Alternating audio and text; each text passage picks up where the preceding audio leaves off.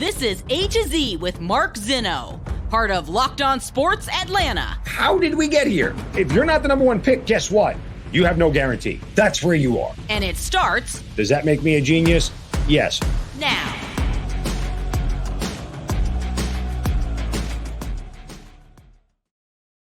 Good afternoon. Welcome to A to Z here on Locked On Sports Atlanta, where today I ask, are you compensating for something?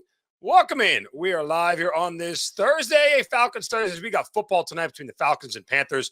We'll dissect that game a little more and talk some more about the Falcons, but also some college football scenarios where we know now certain teams are rooting for others this week. We'll get to that. Plus, what happened to the Hawks last night and Trae Young, certainly head scratching. All that and more coming up here on A to Z. Give us a follow on Twitter at LockedOnATL. I'm at Mark Zinno, MarkZinno. Don't forget to subscribe to that YouTube channel. Getting close to 5,000 subscribers. Get us there, folks. Give a thumbs up and a like to all the content on YouTube. Subscribe as well. Don't forget, we're free on YouTube and wherever you get your podcast. You search Locked On Sports Atlanta. You can check out the whole network on Roku TV. That's right. However you get Roku TV, your Amazon Fire Stick, download it wherever you go. Check out Locked On Sports Atlanta. All of the shows here. Okay. I wanted to start today with not necessarily the Falcons game tonight because we talked a little bit about that yesterday, but I got some interesting comments yesterday from the Falcons defense coordinator, Dean Pease, that I can't seem to let go. You know, and I remind everybody, I covered Dean back when he was with Baltimore and coming from New England, and he had success everywhere he went. And Dean was always a very straightforward guy, and he never really got edgy. And I guess in retrospect, part of that is because his teams were always successful and his defenses were always good. He's not having that same luxury here in Atlanta.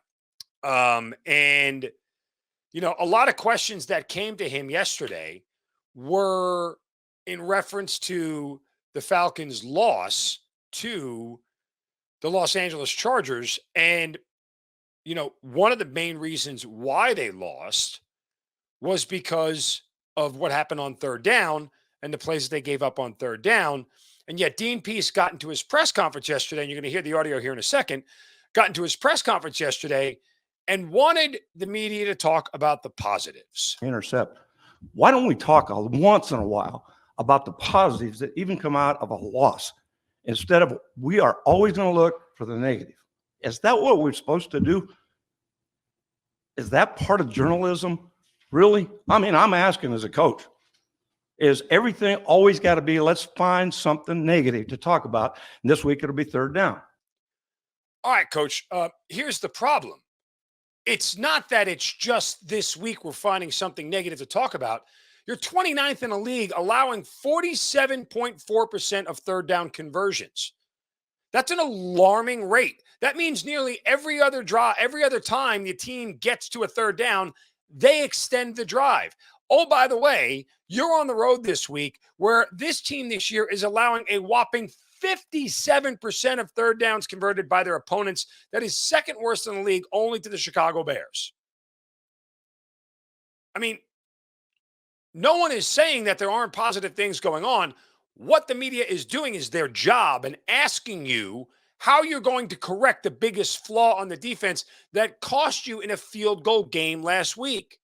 If the name of the game, which your head coach is telling us, is to win games, one of the biggest reasons this team lost last week was because they couldn't get off the field on third down. And you want the media to be all Pollyanna about where the team is and talk about the positives. No, Coach, sorry, it doesn't work that way.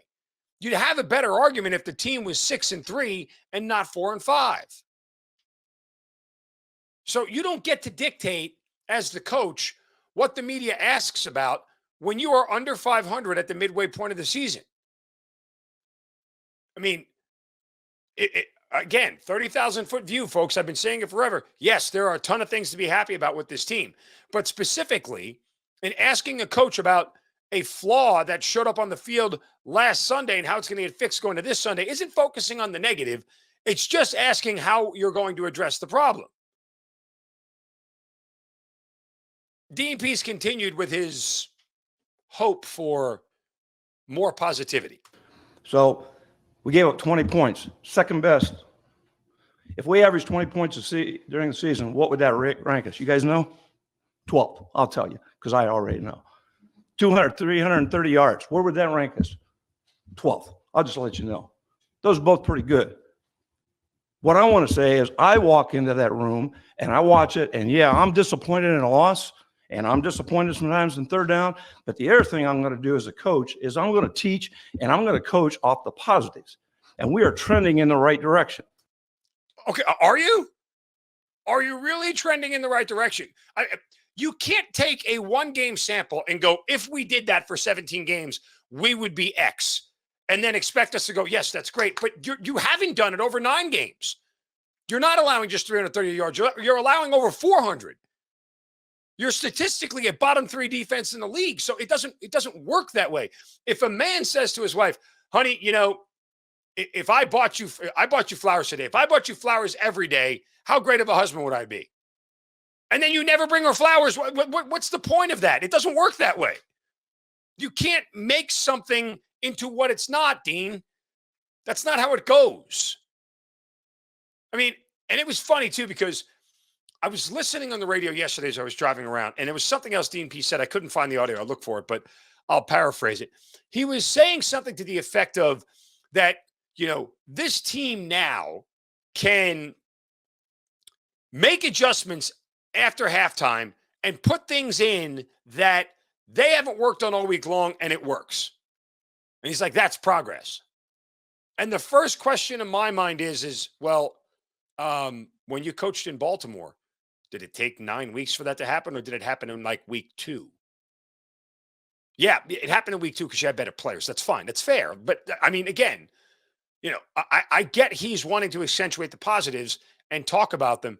But you know what? Like, instead of doing this little tantrum thing that you're doing and bang on the desk and bang on the podium, it's a very simple pivot. And not everybody understands media, kind of like the way I do, because I did it professionally, both for the military and obviously now. But, we need to get better. But look at all the things that we're doing. You just stay calm and you stay relaxed. When you start pounding on the desk and getting defensive, you look foolish. You're not going to convince anybody that you're on the right side of things when the numbers objectively tell everybody different. It doesn't work that way. And for a guy who's been around this league this long and knows how this league is covered to the extent that it is,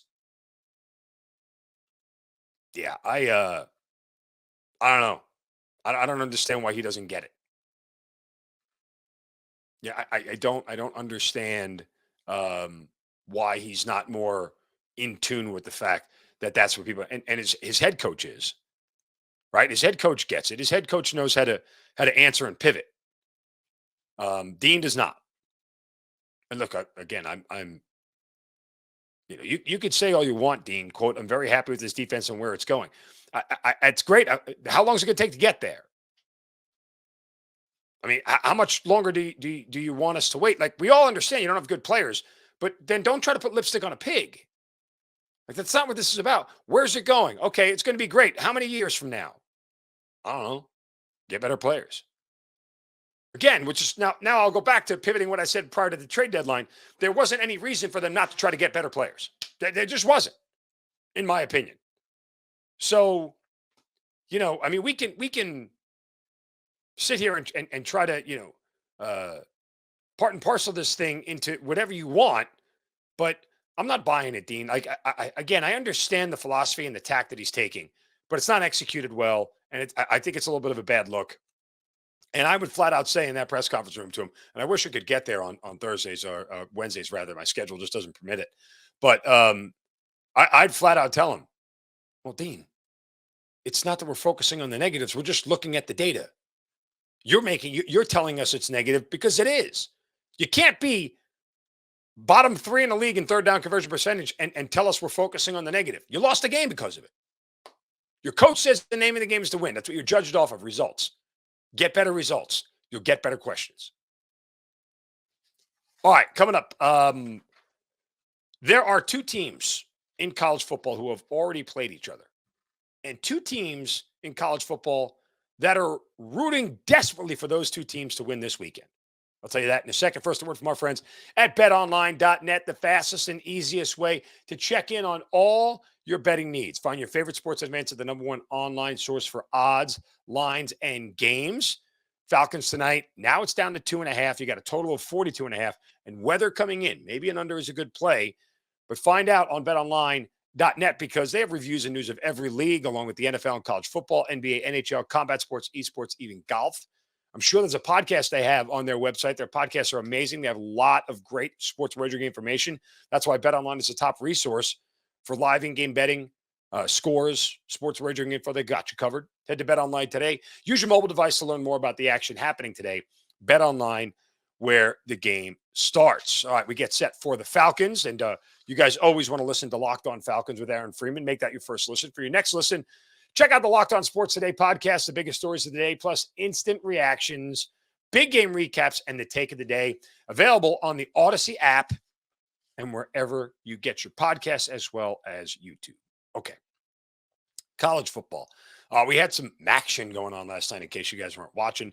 We had Tuesday night games this week, Wednesday night, Thursday night, and Friday night, all before we get to Saturday. So, yeah. All right, so we got the college football playoff, top 6. Georgia, Ohio State, Michigan, TCU, Tennessee, Oregon. And then LSU, USC, Alabama, and Clemson round out the top 10. All right. I was just looking at some numbers and looking at some strengths of schedule that were out there, trying to figure out and determine, when you get to a situation where you have, these one-loss teams that are there, who's going to have the edge on who else? Now, we know that Ohio State and Michigan are each going to take a loss. Let's assume Georgia wins out. I think that's fair. We know Ohio State and Michigan is going to take a loss. So you're going to have 2 undefeated teams. That's going to be your 1-2. Okay, that's fair. Now, for Tennessee and LSU, while they have to take care of business on their own, they are 100% rooting for one team this week. That's it. They are absolutely the biggest Alabama fans you could imagine. Why? Because with every extra loss Alabama takes, the Tennessee win over Bama loses luster. The LSU win over Bama loses luster. Conversely, Ole Miss, who's playing Alabama, is rooting like hell for Arkansas. If Arkansas upsets LSU and Ole Miss gets a win, Ole Miss is now in the driver's seat to represent the SEC West in the SEC title game. So Tennessee and LSU are huge Alabama fans. And guess what? They're also huge Texas fans. Why? Because they're playing TCU.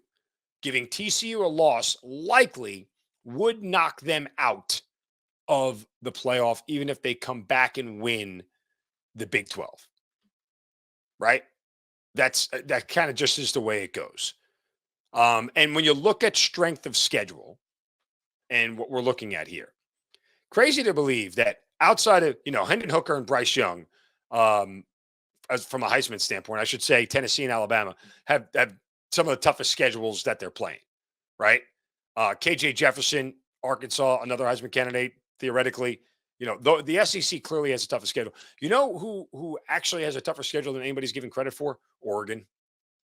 No one wants to talk about that. But anyway, TCU has a strength of schedule that's 68th, which, again, Tennessee has a better one from.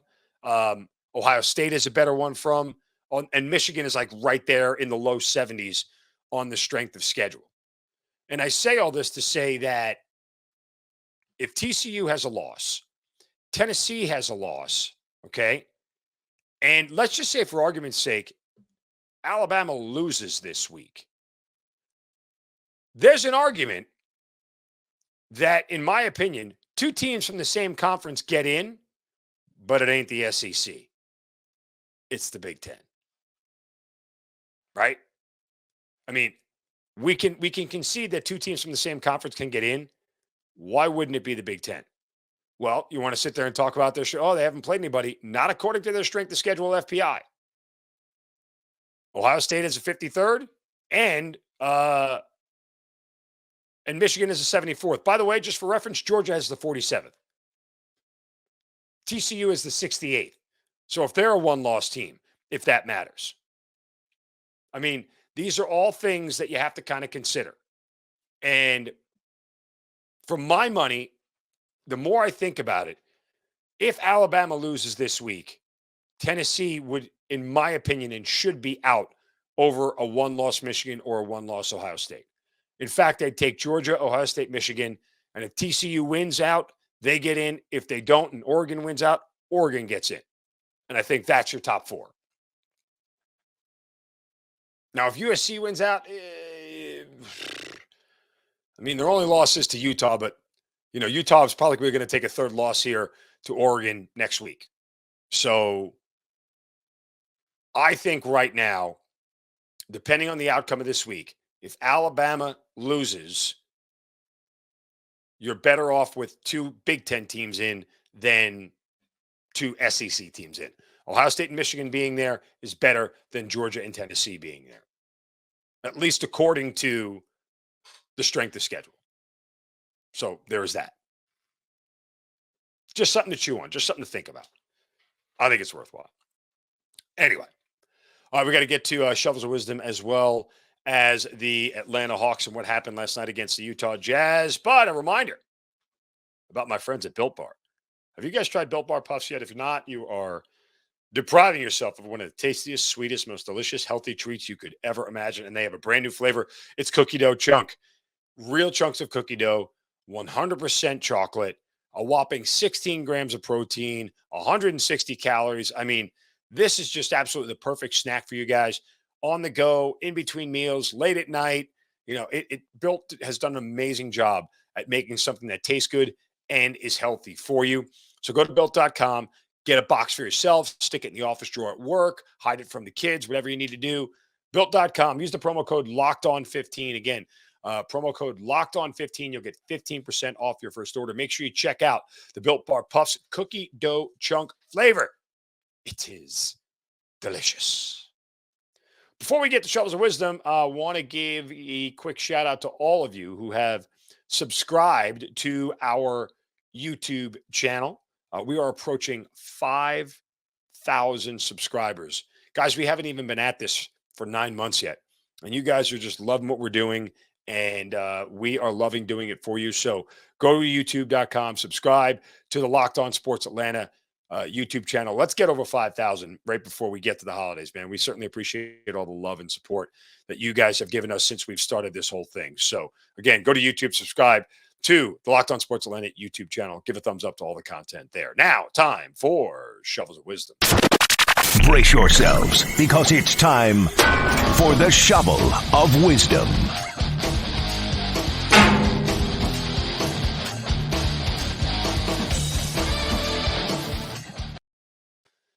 That's right. You know how we do it. Every day we have to remind somebody how dumb they are and set them straight by whacking them upside the head with a shovel of wisdom. If you will, you can do so on my Twitter account at Mark Zinno, MarkZinno. Use the hashtag shovel of wisdom. And today my shovel goes to the Washington Commanders. Why is it not working? My shovel doesn't work. I need to fix it. There we go. What happens there? My buttons are wrong. I get a shovel. Washington Commanders get a shovel because, well, the team clearly is in, well, a whole world of mess right now. It's not good for the Commanders. The U.S. Attorney's Office in the Eastern District of Virginia has said that they will hold a 1 p.m. news. I'm sorry, this is the D.C. Attorney General, rather. The D.C. Attorney General, Carl Racine, announced he's going to hold a 1 p.m. press conference today to make a major announcement related to the Washington Commanders. Now, the U.S. Attorney's Office in the Eastern District of Virginia has already opened a criminal investigation into the allegations about, the finances and improprieties and things of that nature. And the Virginia Attorney General doing it as well. I mean, look, it's not good for Washington. We know this right now. Well, the Commanders took a very repeated tactic, but not one that necessarily lands well in their statement to response. Instead of responding and trying to clear their name and saying, we trust that we will be exonerated of all the charges, blah, blah, blah, blah, they decided to divert to the lack of the D.C. District Attorney, or the D.C. Attorney General, rather, trying to figure out who shot their running back, Brian Robinson. In their statement, they said, quote, less than 3 months ago, a 23-year-old player on our team was shot multiple times in broad daylight. Despite the out-of-control violent crime in D.C., today the Washington Commanders learned for the first time on Twitter that the D.C. Attorney General will be holding a press conference to make a major announcement related to the organization tomorrow. Yeah, what they're doing in reference to either bringing to justice or, capturing or finding out who shot Brian Robinson, um, or making sure that, it doesn't happen again, has absolutely nothing to do with your financial improprieties and what is going on. I mean, that's like two parents or a married couple who are fighting and in the middle of divorce and, or in the middle of, a marital problems, and one of them pointing out um, the fact that, a kid snuck a cookie and you did nothing about it.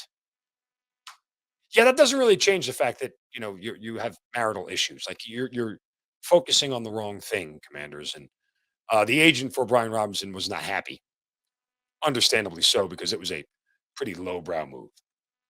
Okay, let's move on. Finish up today with the Atlanta Hawks. Disappointing game last night. A 125-119 loss to the Utah Jazz. And I talked about this. Hey, man, it's great that you can go out there and beat the Milwaukee Bucks without Trae Young and have a great game. How do you back it up? Well, this wasn't it. Last night wasn't it in any size, way, shape, or form. You needed to be better, and you weren't. The Hawks didn't play terrible, but their defense was awful. They allowed Utah to shoot 47% from the field, 44% from three. Um, yeah, they needed to be better. They needed to be a lot better, and they were not. A 40-point fourth quarter by Utah ultimately sealed the deal down the stretch, and that was part of it. But again, I'm going to go back to one thing because this is something that I'm looking at in each game, um, and it's the Trae Young shooting percentage, and I'm starting to dissect some of the numbers here. And this is just, without a lot of deep level research or whatever. But Trey goes 10 for 28 last night, shoots 35%. Guys, that's not good. Um, he had 22 points, he had 9 assists. The stat sheet looks good. He played 36 minutes, but let's compare it because I started to do some comparison. Trey Young this year on the season, okay, is averaging 37% shooting from the field and 31% shooting from three, right? And he's averaging 27.6 points a game. Go back to last year through the first 10 games. Trey was shooting 41% and averaging just 23 points per game. And what else is interesting is that last year, in shooting 41%, he was averaging 20 field goals per game. This year, he's averaging taking 23.3. So he's taking three more shots, missing them, and somehow scoring more. Now, maybe it's because his three-point shooting is better this year at this point than it was last year by a percentage point or two. But, I thought the whole idea of Dejounte Murray coming in here was to get Trey off the ball and not necessarily make him shoot less, but take the scoring load away from him. Oh, by the way, Murray last night led the team in scoring with 26 points. He was 11 for 20. Carry the two. Yeah, that's better than 50%. I'm going to keep wondering. Something at some point is going to give with Trey. It just is. He's not going to settle. I don't feel like, and I could be 100% wrong. I don't feel like Trey is the kind of guy that, um, is going to be okay missing shots at the rate that he is. Shooters love to shoot, and shooters always believe the easiest way out of a shooting slump is to continue shooting. The problem is when they don't fall, you end up hurting your team more than you're helping them, and that's something that could hurt the Hawks more and more. Again, we talked about uh, their schedule, and what is coming up and the stretch run that they're in. After that big win over the Hawks, you know, they dump one to the Jazz, and now they got back-to-back games against Philadelphia. Back-to-back games against a team that is likely going to finish ahead of you in the standings. Then they go to Milwaukee and then Boston, Toronto, and Cleveland. This isn't the stretch after starting out 7-3 where you want to have like a 1-5 stretch and end up at 8-8. That's not what you want. So they've got to figure out a way to string together some wins here. And they've got to figure out a way to be more efficient. Let's call it that. Certainly need to be better on the defensive end, but on the offensive end, be a little bit more efficient because if they're not, um, you know, because they don't play a ton of defense, when they miss shots, they're basically giving away free points. That's the trade-off. You know, it's okay to miss shots at the rate you do when you and your whole team play defense. You know, I mean, like that's something that, gets you out of trouble, right? I mean, by the way, this year, you know, I'm just looking around across the rest of the league at some of the better defensive players and everything else. I mean, you know, take example Jimmy Butler, right? Jimmy Butler's only averaging 20 points a game. And I just want to check how many shots he's taking a game. Where is it here? He's averaging 14 field goal attempts. Trae is averaging 23. Talk about being more efficient. Oh, by the way, on the defensive end, he's doing a lot more. You get more with less. And that's part of the issue. And that was just one example. I just, pulled up some numbers right off the top of my head and just looked at one guy. But regardless, it's not where we need Trae to be at this point. Assists are great. Team as a whole needs to start shooting betting from three. That was one of their strengths last year. But there are some flaws with this team right now, and they got to get fixed. All right. Again, reminder, please subscribe to our YouTube channel.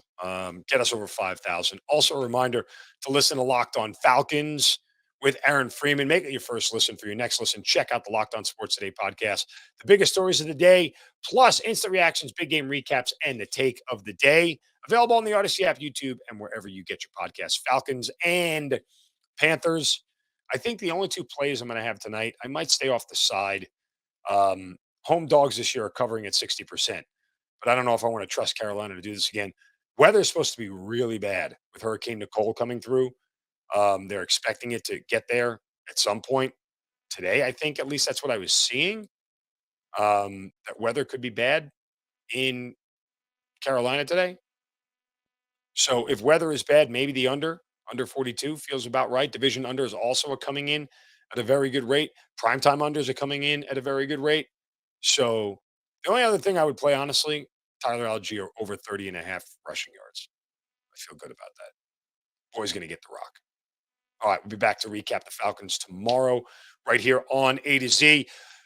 Give us a follow on Twitter at Locked On ATL. I'm at Mark Zinno, MarkZinno. And make sure you guys subscribe to the YouTube channel as well on Roku TV. Download that Roku TV app on your Amazon Fire Stick. Check us out there. We love you guys. We appreciate all the support. Back tomorrow for a Falcons Friday recap edition right here on A to Z. You guys have a wonderful Thursday. Enjoy the game tonight. Don't take any crap from anybody. See ya.